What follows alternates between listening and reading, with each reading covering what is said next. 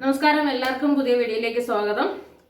Shine Tom joke ഇപ്പം അറസ്റ്റിലായതിനും അതുമായിട്ട് ബന്ധപ്പെട്ട വാർത്തകൾക്കെല്ലാം കാരണം ഒരു സിനിമയുടെ സെറ്റിൽ നടന്ന പ്രശ്നമായിരുന്നു. സിനിമയുടെ പേര് സൂത്രവാക്യം എന്നായിരുന്നു. വിൻസി അലോഷ്യസും ഷൈൻ ടോം ചാക്കോയും ചേർന്ന് അഭിനയിച്ച ചിത്രത്തിന്റെ ഇടയിൽ അവർക്ക് ചെറിയൊരു ബുദ്ധിമുട്ടുകൾ ഉണ്ടായി എന്ന് പറഞ്ഞാണ് വിൻസി കേസ് കൊടുത്തത്.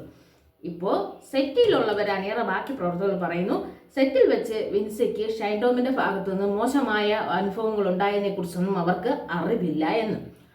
അറിയില്ല, നമുക്കും അറിയില്ല, കാരണം നമ്മൾ കണ്ടിട്ടില്ല. അങ്ങനെയാണ് എല്ലാ കേസുകളുടെയും പോക്ക്.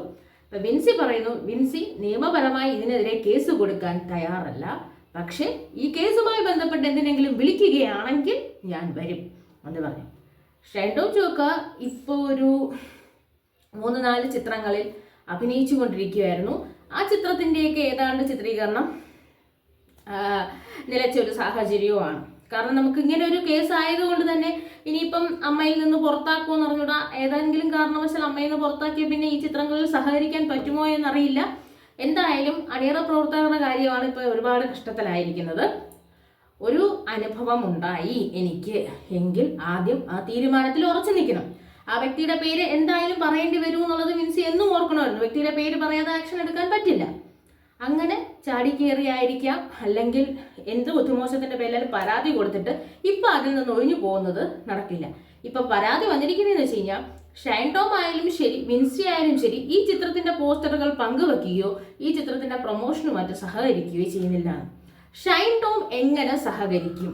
ഷൈൻ ടോം ഇനി എങ്ങനെ ഒരു ഇന്റർവ്യൂവിൽ വന്നിരുന്നു കഴിഞ്ഞാൽ ഇവിടെ ആൾക്കാർ ഇരിക്കാൻ സമ്മതിക്കുമോ?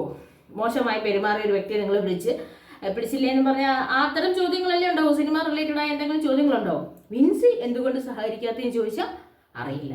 ഇപ്പോൾ ഒരു സിനിമയിൽ ഒരു സെറ്റിൽ വെച്ച് മോശമായ അനുഭവം ഉണ്ടായി എന്ന് പറഞ്ഞിട്ട് വ്യക്തമായ തെളിവുകളൊന്നും ഇല്ലാതെ പരാതിയും കൊടുത്ത് 4-5 സിനിമയുടെ ചിത്രീകരണത്തെയും ബാധിച്ച് ഒരാൾക്ക് പ്രൊമോഷൻ വരുന്നില്ല, മറ്റൊരാൾക്ക് പ്രൊമോഷൻ വരാൻ പറ്റാതാകുന്നു.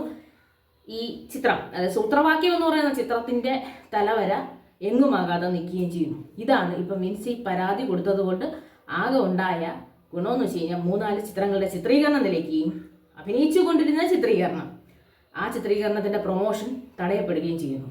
ഇതുപോലുള്ള കാര്യങ്ങളിലേക്ക് ഇറങ്ങുന്നതിന് മുമ്പ് പരിപൂർണമായും ചിന്തിച്ചതിന് ശേഷം മാത്രമേ പരാതി കൊടുക്കാൻ പാടുള്ളൂ എന്നുള്ളത് മറ്റുള്ളവരും കൂടി ഓർമ്മിക്കണമെന്നുള്ളതാണ്. അപ്പോൾ പ്രതികരിക്കുക എന്നുള്ളതാണ്. പ്രതികരിച്ചില്ലെങ്കിൽ ഇതുപോലെ അന്ന് ചിത്രീകരണത്തെ ബാധിക്കുമെന്ന് പറഞ്ഞ് പ്രതികരിച്ചില്ല എന്ന് പറയുന്നു. ഇപ്പം ചിത്രീകരണം പൂർത്തിയായി ചിത്രം തിയേറ്ററുകളിലേക്ക് എത്തുന്നതിന് മുമ്പാണ് പ്രതികരിച്ചിരിക്കുന്നത്.